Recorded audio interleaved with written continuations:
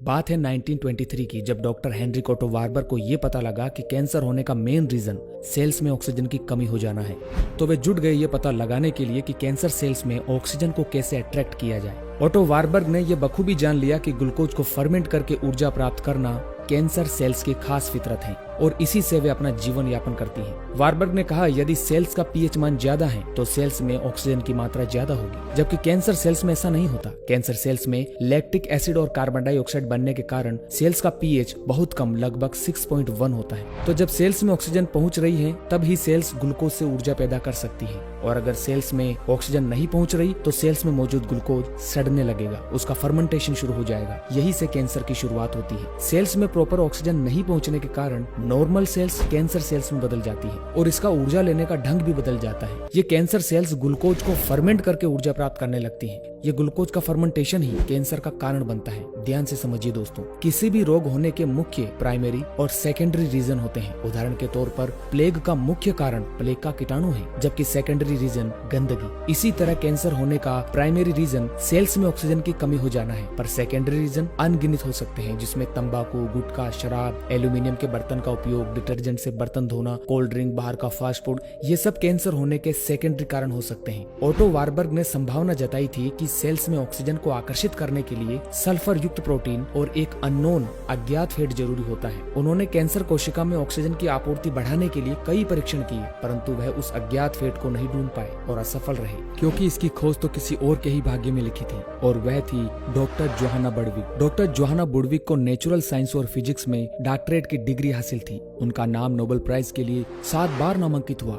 ये छोटी बात नहीं है। वे जर्मनी के फेडरल इंस्टीट्यूट फैट्स रिसर्च में ड्रग्स एंड फैट की चीफ एक्सपर्ट थी। डॉक्टर वार्बर्ग द्वारा फैट को पहचानने का कार्य जहां अधूरा रह गया था, वहीं से जोहाना बर्डविक ने वार्बर्ग के शोध को जारी रखा और 1949 में उन्होंने पेपर क्रोमेटोग्राफी तकनीक विकसित की।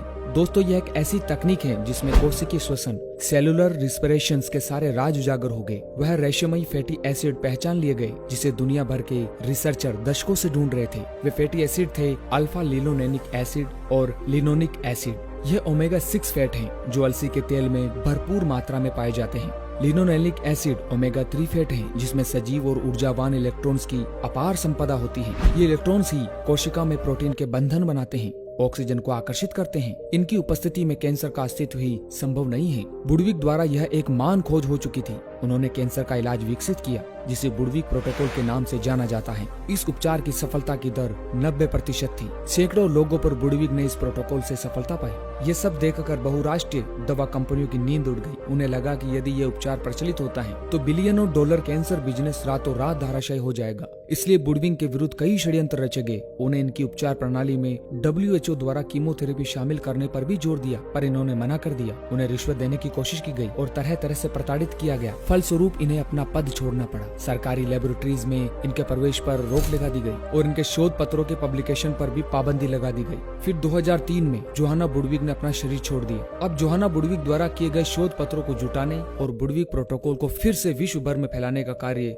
भारत के डॉक्टर ओम प्रकाश वर्मा कर रहे थे, परंतु 7 दिसंबर 2021 को हार्ट अटैक के कारण वह भी देवलोक से धार गए। आखिर क्या था बर्डविक प्रोटोकॉल, जिससे कैंसर का उपचार बहुत ही सरल तरीके से किया जा सकता है। सेल्स में ऑक्सीजन को आकर्षित करने के लिए 2 तत्व जरूरी थे। पहला सल्फर युक्त प्रोटीन और दूसरा ओमेगा 6 फैट। गाय का दूध जिसका फैट 2 हो, उसका बनाया हुआ कॉटेज पनीर और कोल्ड प्रेस विधि से निकाला हुआ अलसी का तेल, फ्लैक्सीड ऑयल, इनमें यह दोनों तत्व मौजूद थे। इन दोनों को आपस में मिलाने पर जो इलेक्ट्रॉन्स की चेन बनती है जिससे ऑक्सीजन सेल्स में अट्रैक्ट होती है, तो इसे बर्डविक ने ओम खंड का नाम दिया। बर्डविक ने कहा इसमें तीनों लोक के इलेक्ट्रॉन्स को अट्रैक्ट करने की पावर होती है, इसलिए इसका नाम ओम खंड रखा है। इसी ओम खंड से बर्डविक ने कैंसर की गांठों को पिघलाया और हैरत अंगेज परिणाम बर्डविक को मिले। अब मैं सीधा बर्डविक डाइट आपके सामने रख रहा हूँ जो मुझे ओम प्रकाश वर्मा द्वारा प्राप्त हुई। आप इस पुस्तक से भी जान सकते हैं। यह पुस्तक डॉक्टर OP वर्मा द्वारा लिखी गई है, जिसमें डॉक्टर जोहाना बर्डविक के शोध शामिल हैं। बर्डविक ने ओम खंड को ऐसे बनाया। सबसे पहले देसी गाय का दूध लीजिए। गाय जर्सी नहीं होनी चाहिए।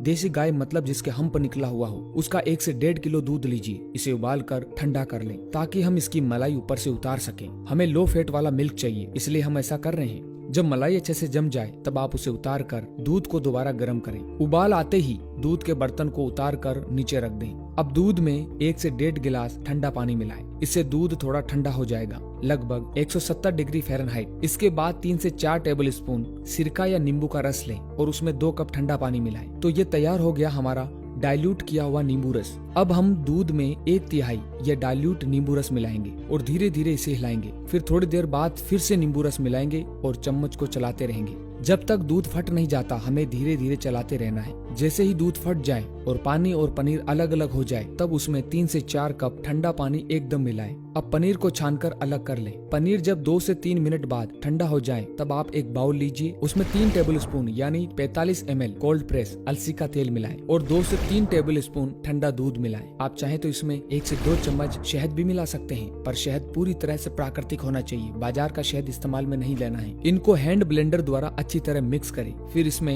100 से 125 ग्राम पनीर थोड़ा थोड़ा करके मिलाएं। मैंने 100 ग्राम पनीर लिया है। यह मिश्रण क्रीम की तरह हो जाना चाहिए। इसमें कहीं भी तेल दिखाई नहीं देना चाहिए, इतना ब्लेंड करना है। अगर ब्लेंड करने पर भी आपको लगे कि मिश्रण गाढ़ा है और ब्लेंड करने में दिक्कत आ रही है तो इसे पतला करने के लिए थोड़ा दूध मिला सकते हैं। पतला करने के लिए पानी या किसी जूस का प्रयोग नहीं करें। अब 2 टेबल स्पून अलसी ताजा पीसें। पीसने के बाद अलसी को 15 मिनट में प्रयोग कर लेना चाहिए। अब एक दूसरा बाउल लेंगे, इसमें अलसी को फैलाएंगे। अलसी के ऊपर कटे हुए फल जो मौसम में उपलब्ध हो, केला, नाक, पपीता, अनार, सेब, ये आप मिला सकते हैं। आप अलसी के ऊपर संतरे और नींबू के जूस भी छिड़क सकते हैं। अब फलों के ऊपर अलसी तेल और पनीर का मिश्रण मिलाएंगे। अब इसमें सूखे मेवे की लेयर सजाएंगे, जैसे अंजीर, बादाम, अखरोट, काजू, किशमिश, ब्राजील नट, मुनक्के आप मिला सकते हैं। अंत में फ्लेवरिंग के लिए पिसी दालचीनी, कसा नारियल, सेब का सिरका या नींबू का रस मिला सकते हैं। फिर बड़े प्यार से यह ओमखंड रोगी को सर्व करें। यह आप सवेरे 8 बजे रोगी को दें। ओमखंड देने से आधा घंटा पहले एक गरम हर्बल या ग्रीन टी देनी चाहिए। इसमें चीनी का उपयोग न करें, प्राकृतिक शहद मिला सकते हैं। ओमखंड से कैंसर सेल्स हील होती हैं। यह मेन डाइट है। इसके साथ और भी चीजें हैं जो बुडविक डाइट का हिस्सा है। 10 बजे रोगी को ताजा सब्जियों का जूस निकालकर पिलाना चाहिए, 1 से 2 गिलास। जूस बनने के बाद उसमें 1 टीस्पून कलौंजी का तेल जरूर मिलाएं। जूस निकालने के लिए बुडविंग स्लो जूसर इस्तेमाल करने को कहती हैं, जिन्हें मास्टिकेटिंग जूसर कहते हैं। यह अमेज़न पर आसानी से मिल जाते हैं। फिर दोपहर का भोजन 12 बजे। पहले सवेरे की तरह एक गर्म हर्बल चाय लें। भोजन की शुरुआत हमेशा सलाद से करें। सलाद में थोड़ी पीसी अलसी और थोड़ा अलसी का तेल मिलाएं, फिर खाएं। सलाद खाने के बाद रोगी को उबली या भाप में पकी सब्जियां, ब्राउन राइस, कुट्टू के ग्राउट्स, दलिया, खिचड़ी, आलू आदि परोसिए। ध्यान रहे इनमें पकाते समय कोई तेल या घी काम में मत लीजिए। बुडविक ने सबसे अच्छा अन्न कुट्टू को माना है। इसके बाद बाजरा, रागी, राजगीरा, भूरा चावल आदि आते हैं। रोगी को सभी सब्जियां दी जा सकती हैं। रोगी को प्याज और लहसुन भी खूब खिलाइए। साथ में हरा धनिया, पुदीना, लहसुन या नारियल की चटनी भी दे सकते हैं। इडली, सांबर, दाल, कड़ी, उपमा या मल्टीग्रेन आटे की 1 या 2 रोटी ली जा सकती है। कुट्टू, जौ, मूंग, चना, बाजरा मिलाकर रोटी बना सकते हैं। रोटी चौपड़ने के लिए ओलियोलक्स या इलेक्ट्रॉन बटर का इस्तेमाल करें। यह हमें खुद ही बनाना पड़ता है। ये कैसे बनता है वीडियो के आखिर में जानेंगे। सूखी या भरवा सब्जियां भी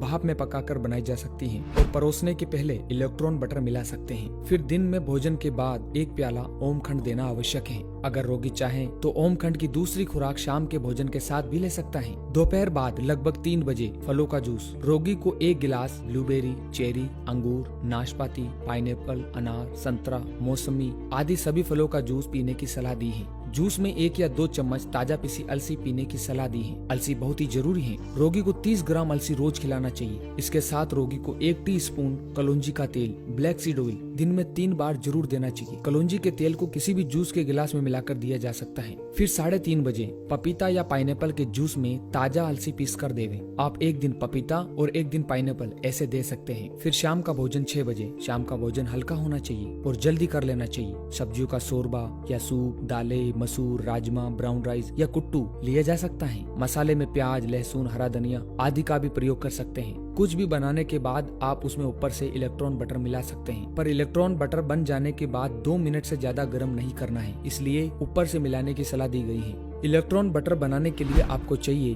कोल्ड प्रेस नारियल का तेल 250 ग्राम, अलसी का तेल 125 ग्राम, एक मध्यम आकार का प्याज लगभग 100 ग्राम, 10 लहसुन की छिली कलियां, एक फ्राइंग पैन या पतीली और एक चौड़े मुंह वाली कांच की शीशी। बनाने की विधि। इलेक्ट्रॉन बटर बनाने के लिए एक फ्राइंग पैन या स्टील की पतीली में 250 ग्राम वर्जिन नारियल का तेल डालकर चूल्हे पर गर्म करें। फिर एक मध्यम आकार के प्याज के 4 टुकड़े काटकर तेल में डालकर धीमी आंच पर 10 मिनट तक तलिए। 10 मिनट बाद उसमें 10 लहसुन की छिली कलियां डालकर तलना जारी रखिए। 3 मिनट बाद जब प्याज और लहसुन ब्राउन हो जाए तो गैस बंद कर दीजिए और प्याज लहसुन को अलग कर दीजिए। नारियल का तेल जब ठंडा हो जाए तब 125 ग्राम अलसी का तेल उसमें मिला दीजिए और किसी चौड़े मुंह वाली कांच की शीशी में डालकर फ्रिज में रख दीजिए। इसे आप 15 से 20 दिन तक काम में ले सकते हैं। ये आपका इलेक्ट्रॉन बटर है। अब जानिए कि कौन सी चीजें नहीं खानी है और क्या नहीं करना है। चीनी, गुड़, मिश्री, चॉकलेट, मिठाई, डिब्बा बंद फलों का रस, सॉफ्ट ड्रिंक ये नहीं लेना है। ध्यान रहे, चीनी कैंसर सेल्स का पसंदीदा भोजन है। मोबाइल, माइक्रोवेव और एल्यूमिनियम का उपयोग नहीं करना है। कीमोथेरेपी और रेडियोथेरेपी नहीं करवाना है। सिंथेटिक कपड़ों, मच्छर मारने की स्प्रे, सनस्क्रीन लोशन, धूप के चश्मे, बीड़ी इनका उपयोग भी नहीं करना है। ट्रांसफैट, वनस्पति और रिफाइंड तेल से हमेशा परहेज करना है। रोगी के जो भी भोजन बनेगा उसमें तलना और तड़का लगाना बिल्कुल बंद रहेगा। याद रखें, तेल तड़का और कैंसर भड़का। सब्जियां, सूप और अन्य व्यंजन बनाने के लिए आप प्याज, लहसुन, हरी मिर्च, मसाले आदि को पानी में उबालें और जब खाना पक जाए तो बाद में ऊपर से नारियल का तेल या इलेक्ट्रॉन बटर डाल सकते हैं। रोगी के लिए मूंगफली भी वर्जित है। इस बात का भी ध्यान रहे कि डाइट में इस्तेमाल होने वाले तेल जैसे नारियल तेल, अलसी तेल और कलौंजी तेल कोल्ड प्रेस शीतल विधि यानी ठंडी विधि से निकाला हुआ ही काम में लेवे। साथ ही ये भी ध्यान रहे कि ओम खंड को बनाने के 10 से 15 मिनट के भीतर रोगी को ग्रहण कर लेना चाहिए और कोशिश करें कि ओम खंड की 2 खुराक आप दिन में अवश्य लेवें। इस डाइट को आप पहले 1 महीने करिए और अल्ट्रासाउंड कराइए। आपके ट्यूमर पहले से छोटे हो जाएंगे और धीरे धीरे पूरे खत्म हो जाएंगे। ये मेरा आजमाया हुआ है। बिना आजमाए हम आपको जानकारी उपलब्ध नहीं कराते। मैं आपको कुछ किताबें बता रहा हूँ जिनको आप पढ़कर इसकी और जानकारी ले सकते हैं। यह किताब बुडविक कैंसर उपचार डॉक्टर OP वर्मा द्वारा लिखी हुई है। इसमें बुडविक की रिसर्च है। दूसरी किताब है cancer the problem and the solution. यह स्वयं OP वर्मा जी ने मुझे दी थी। इसकी हिंदी और इंग्लिश PDF जल्द ही आपको उपलब्ध कराई जाएगी। इसके अलावा 1931 में ओटो वारबर्ग ने द मेटाबॉलिज्म ऑफ ट्यूमर्स नामक पुस्तक लिखी है। वारबर्ग ने आगे चलकर 1962 में एक बुक और लिखी जिसका नाम new method of cell physiology है। दोस्तों, अगर रोगी के पेट में दर्द होता है तो ओरिगानो वेलगेरी तेल इस्तेमाल करें। ये मॉर्फिन के इंजेक्शन की तरह तेजी से दर्द को दूर करता है। इसके कोई साइड इफेक्ट भी नहीं है। ओरिगानो ऑयल बहुत तेज और पावरफुल होता है। इसको पतला करके ही काम में लेवे। 1:3 में 1 चम्मच ओरिगानो तेल में 3 चम्मच नारियल या जैतून का तेल मिलाएं और पैक कांच की शीशी में भर लेवे। आप इसे दर्द होने पर 2 तरह से इस्तेमाल कर सकते हैं। पहली विधि, आप इसकी 2 से 3 बूंद जीभ के नीचे टपकाएं और कुछ देर मुंह में ही रखें जब तक कि मुंह में लार इकट्ठी न हो जाए, फिर निगल जाए। दूसरी विधि, इसकी 3 से 4 बूंद आधे गिलास पानी में डालकर पी जाए। इससे दर्द में तुरंत ही लाभ मिलता है। आप इस तेल को बाहर दर्द वाले स्थान पर भी लगा सकते हैं, पर नाजुक जगह जैसे योनि, गुदा पर न लगाएं। तेल जलन करता है। अगर बहुत जरूरी ही हो तो तेल को और पतला करके लगाएं। दोस्तों, वीडियो को दोबारा अच्छे से देख लीजिए और एक पेपर पर डाइट को नोट कर लें। इस डाइट में आपको कुछ भी समझ नहीं आए तो आप कमेंट करके पूछ सकते हैं। हो सकता है आपका जवाब देने में देरी हो जाए, पर मैं आपके सवाल का जवाब जल्द देने की कोशिश करूंगा। आखिर में कहूंगा कि वीडियो को व्हाट्सएप ग्रुप, फेसबुक, अपने दोस्तों और रिश्तेदारों तक जरूर पहुंचाएं ताकि लोग कैंसर का सरल उपचार घर बैठे बिना तकलीफ के कर सकें। सबका मंगल हो, सबका कल्याण हो, सबकी स्वास्थ्य मुक्ति हो।